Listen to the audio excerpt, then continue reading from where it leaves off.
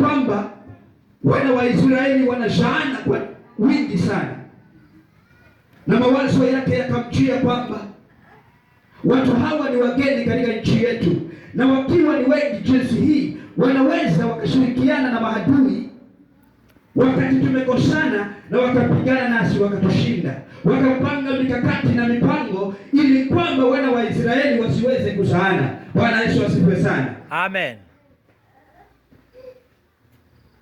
Mipango ikapangwa ili kwamba wana wa Israeli wasiweze kuongezeka katika nchi ya Misri, kwa sababu wamekuwa ni tishio. Mara kama vita vingezuka na wasimame upande wa maadui, wangepiga wa Misri. Jina la Bwana lipewe sifa. Amen.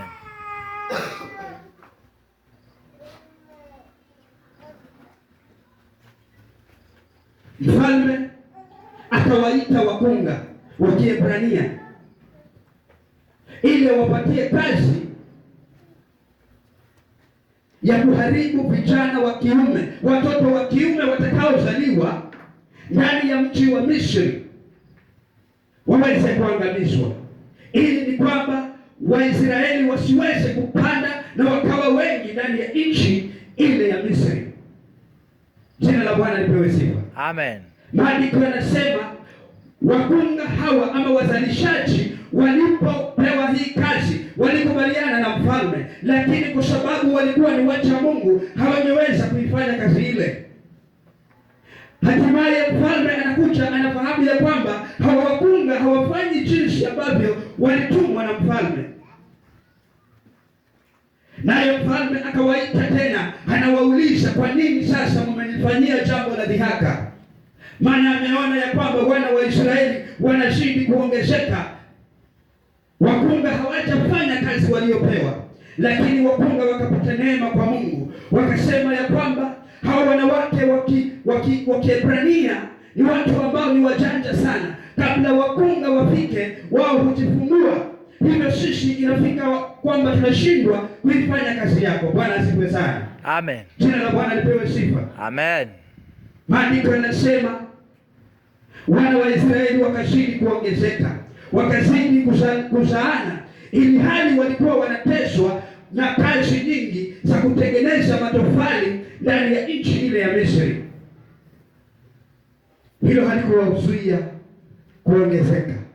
Waliendelea kuongezeka na wakaongezeka kiwango kwamba mfalme akaona sasa watu hawa wamekuwa ni tishio. Hivyo basi akatoa amri ya kwamba kila mtoto atakapozaliwa akiwa ni mtoto wa kiume apelekwe katika mto na aweze kutupwa huko. Bwana asifiwe. Amen. Maana yake ni kwamba hawangetaka mtoto wa kiume aweze kuishi. Maandiko yanasema kwamba mahali tuliposoma, akatokea Mlawi mmoja akapendana na Mlawi mwingine, wakaoana na wakashika mimba. Jina la Bwana lipewe sifa. Biblia inasema kwamba walipomzaa mtoto wao wa kwanza, sheria hii imewekwa tayari ya kwamba mtoto yeyote atakayezaliwa akiwa ni wa kiume basi asiweze kuishi, bali achukuliwe atupwe mtoni. Bwana asifiwe. Amen.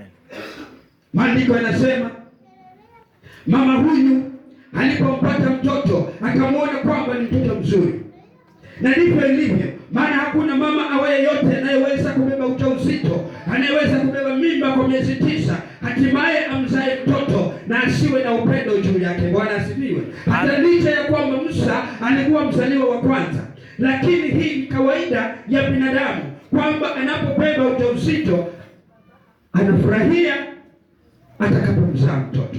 Bwana asifiwe sana. Kwa sababu ameweka matumaini kwamba mtoto huyu atakuja kuwa msaada kwangu. Bwana asifiwe sana. Amen. Mama huyu alipomwona mtoto ni mzuri, maandiko yanasema akamficha ndani ya muda wa miezi 3. Jina la Bwana lipewe sifa. Muda ukasonga, lakini sasa atawezaje kuendelea kumficha?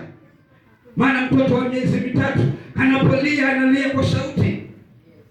Jambo hili likawa ni gumu, jambo hili likamtatiza. mwanamke huyu wa Kilawi, na hatimaye akamchukua mtoto akamtengenezea kisafina.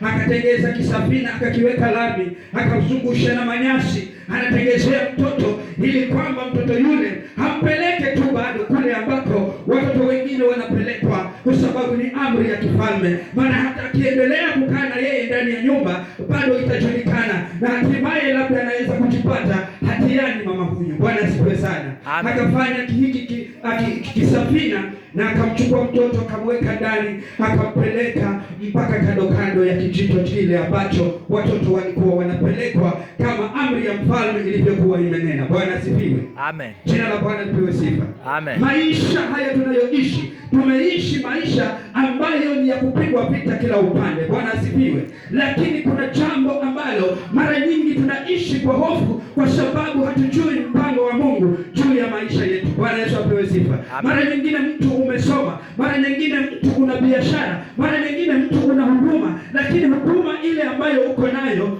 unaogopa kuitoa nje. Bwana asifiwe sana. Wewe unajua ya kwamba ni mwimbaji, lakini unapoimba mbele za watu ni kana kwamba hauoni kama uimbaji wako unagusa wengine. Bwana asifiwe sana. Hivyo unabaki ukiwa umejifungia ndani. Kuna maono ambayo yako ndani ya wateule siku hii ya leo ambayo yamefichika na hayatendi kazi. Jina la Bwana libarikiwe sana. Amen. Ni kwa sababu ya hofu jinsi ambavyo huduma yako itapenya pale nje. Unaona ya kwamba wewe haufanyi jambo ambalo ni la kuwagusa mioyo wengine. Bwana asifiwe. Hivyo unaendelea kubaki mahali pamoja ukiwa na hofu na uoga. Bwana asifiwe. Amen. Juma lililopita tukafundishwa habari ya kuachilia, habari ya kupoteza, ya kwamba kupoteza kuna faida. Bwana Yesu asifiwe. Amen. Tukaongea habari hizi na tukafundishwa na mama ya kwamba majira yalifika, mzee yule Kishi akapoteza punda wake. Lakini punda hawa kupotea kwao haikuwa ni kwa sababu wamepotea tu bure. There was a plan ambayo ilikuwa imepangwa na Mungu. Bwana asifiwe. Amen. Sauli anatumwa kwenda kutafuta punda, lakini kumbe mpango wa Mungu ni kwamba Sauli aende akutane na mtumishi wa Mungu ili kwamba aweze kupakwa mafuta na yeye aweze kuwa mfalme. Bwana asifiwe. Jambo ambalo lilianza na mahangaiko, jambo ambalo lilianza na hofu nyingi. Nataka nikwambie ya kwamba kuna mpango mzuri ambao Mungu amekupangia, na wewe mwenyewe hauna ufahamu kama mpango ule utakufikiaje, ama hujui mpango ya Mungu ni nini. Maandiko yanasema mama huyu Mlawi alipoona ameshindwa kumzuia mtoto, alimtegezea kisafina na akamtoa nje. Maana yake ni kwamba alikuwa anajua sasa mtoto wangu ni kufa, ameenda kukufa. Lakini kumbe Mungu ana kusudi na kile kinachoachiliwa, ana mpango na kile ambacho kinaachiliwa. Si kwamba unapotokelezea unaenda kuibeba aibu, la hasha. Unapoachilia Mungu kukutawala, unapopeana maisha yako kwa Mungu, Mungu anapanga kukuinua kuanzia pale.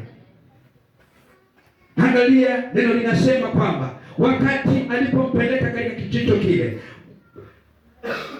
binti ya mfalme akashuka ndani ya ule mto pamoja na mchakazi wake ili kwamba aweze kuoga mahali pale.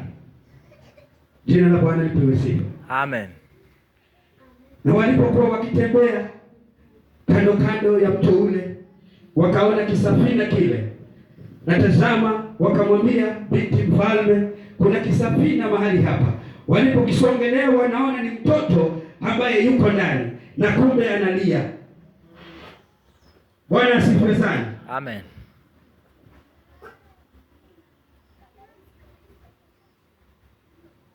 Mtoto analia ndani ya kisafina. Binti ya mfalme anaingiwa na roho ya huruma na anamchukua mtoto yule, akijua tu huyu ni mmoja wa watoto wa Kiebrania, kwa sababu ni amri iliyotolewa na babake. Bwana asifiwe sana. Lakini huruma ilipomwingia, anamuokoa kijana huyu Musa kutokana na mauti yake. Jina la Bwana lipewe sifa.